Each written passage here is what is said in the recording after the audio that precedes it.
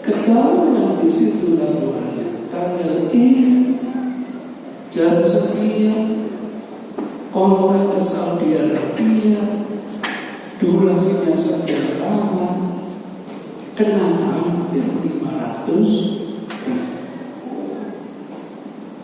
pantas.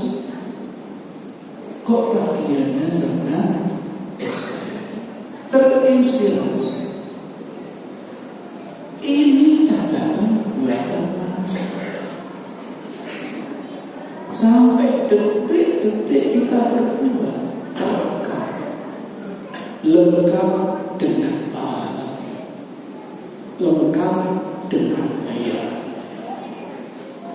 Apalagi rekaman Allah Subhanahu wa ta'ala. Maka jangan kaget kalau kita sekarang hidup bersama Allah. Bahagianya nanti kita akan buka hari ini tanggal sekian, jam sekian, kita duduk bersama dalam majelis zikir, menikmati Jumatan. Insya Allah dalam durasi sekian ketemu pahala kita sampai 100 ribu amal.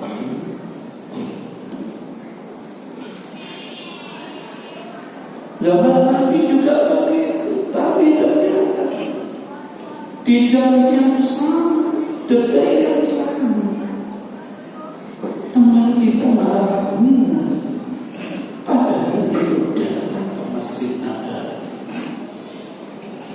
Berharap, dia datang bukan karena keikhlasannya, dia datang karena kemunafikan.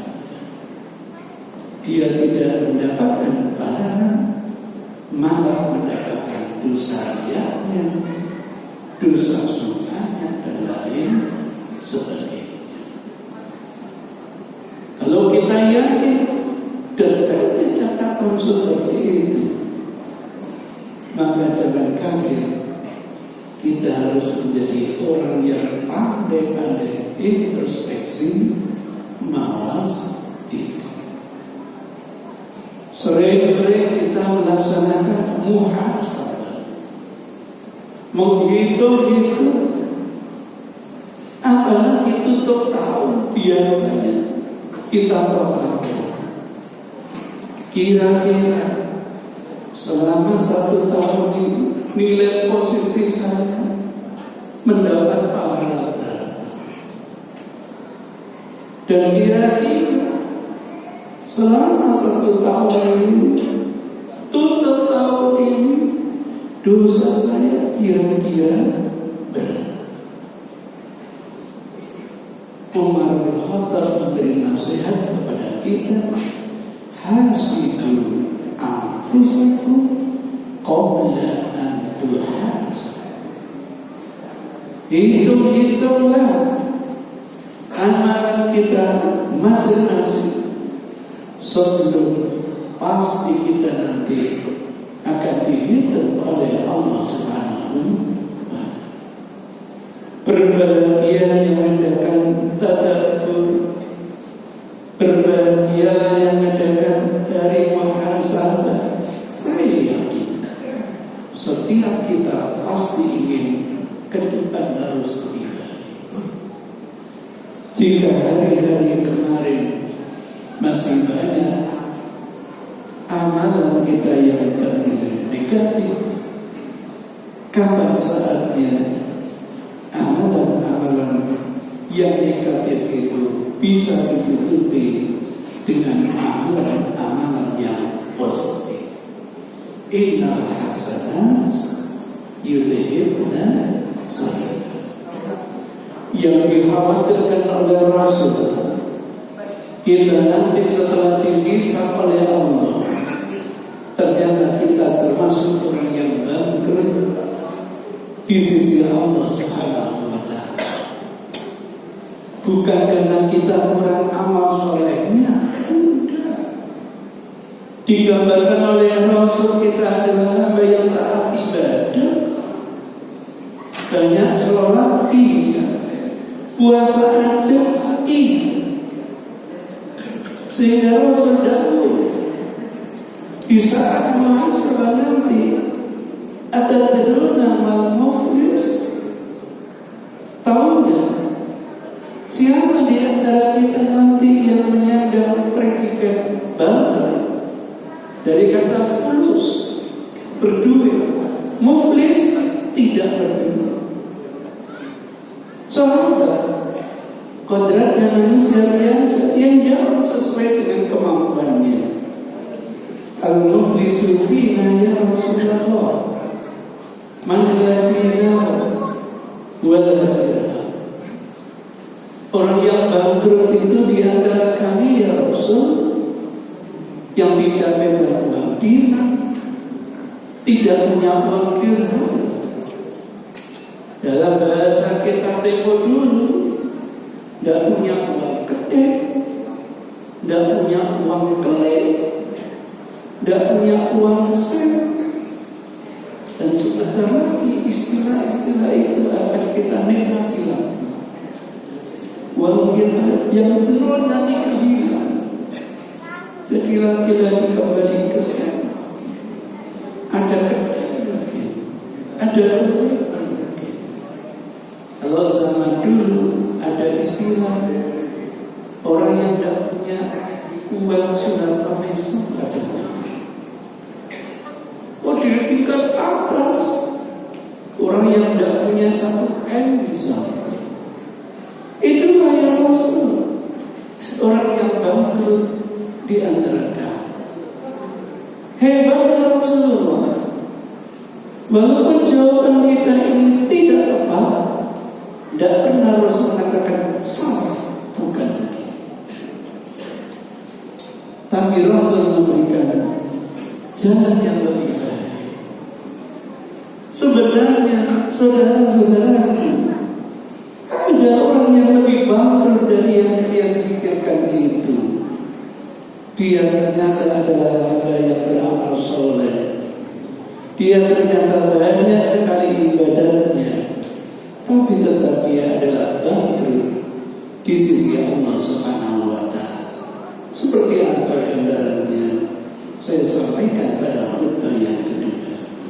Aku lupa hadza wa astaghfirullah li wa lakum fastaghfiruhu innahu huwal ghafurur rahim.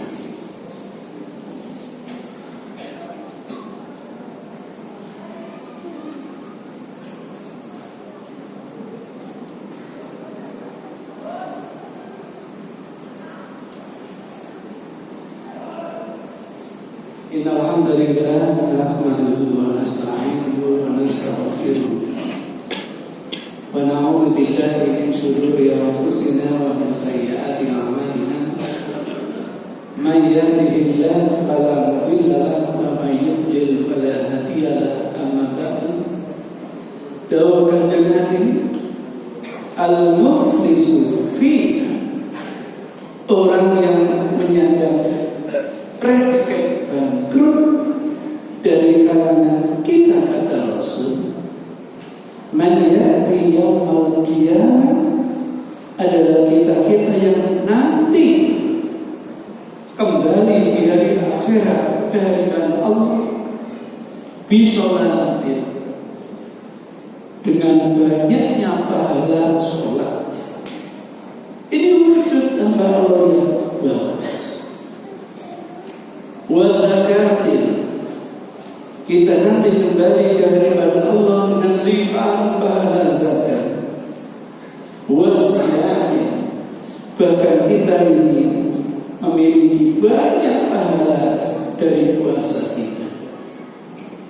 Koma kata Rasul, wa yati, tapi kita nanti akan datang ke hadirat Allah dengan dosa-dosa syatana. Kita pernah mencaci maki si A, si B, sampai si A. Bersama dengan kita punya dosa membunuh teman kita sendiri A, B, C dengan pedang. bisa dengan kebijakan, bisa karena kita tidak keluarkan zakat. Akhirnya hamba Allah itu kita rampas, berakhir kematian bagi mereka. Berapa dosa kita ketika kita kembali ke hadirat Allah Subhanahu wa Ta'ala. Oh, akhirnya paham yang menjadi kebangkitan kita bukan masalah ritual. Yang menjadi kebangkitan kita adalah masalah interaksi sosial. Oleh sebab itu, yang perlu hati-hati bukan hanya tauhid di dalam uluhiyah secara vertikal, tetapi yang lebih penting adalah tauhid di dalam interaksi sosial. Kita menganggap bahwa muamalah itu hanya hubungan kita dengan manusia, tidak. Hubungan kita dengan hewan, hubungan kita dengan tumbuh-tumbuhan, hubungan kita dengan lingkungan, itu kita saksikan. Gara-gara kita yang berbuat seperti itu, terjadi di mana-mana sesuatu yang tidak kita inginkan bersama. Berapa ratus jiwa meninggal gara-gara ulah kita. Habislah sudah kebaikan kita di sisi Allah Subhanahu wa Ta'ala. Akhirnya kita menyadari apa yang difirmankan oleh Allah. Kita akan namanya duribat alaihim dhillah wal maskan, kehinaan, kemiskinan. Aina masjid, di mana saja kita berada, kecuali harus ada kebaikan, hablum min Allah dan hablum minan nas. Mudah-mudahan peringatan Rasul seperti ini dengan muhasabah kita menjadi kita ini jauh lebih baik dari hari-hari yang kemarin. Mudah-mudahan amalan-amalan kita, kebaikan kita bisa menghapuskan dosa-dosa kita tahun-tahun yang lalu. Berbahagialah setiap kita yang selalu mengadakan muhasabah seperti ini, sehingga kita hiduplah diridhai oleh Allah Subhanahu wa Ta'ala. Allahumma ighfir lil mu'minina wal mu'minat al-ahya'i minhum wal amwat innaka antas sami'un qaribun mujibud da'wat ya qadiyal hajat. Allahumma inna nas'aluka salamatan fid din wa afiyatan fil jasad wa ziyadatan fil 'ilmi wa barakatan fil rizqi wa tawbatan qabla al-maut wa rahmatan 'inda al-maut wa maghfiratan ba'da al-maut. Allahumma ya Allah habbib alaina fi sakaratil maut wan najata minan nar wal 'afwa 'inda al-hisab. Rabbana atina fid dunya hasanah wa fil akhirati hasanah wa qina 'adzaban nar. Wa sallallahu ala Muhammadin nabiyil ummi wa ala alihi wa sahbihi wa sallam. Walhamdulillahi rabbil alamin. Ibadallah, inna Allah ya'muru bil 'adli wal ihsan wa ita'i dzil qurba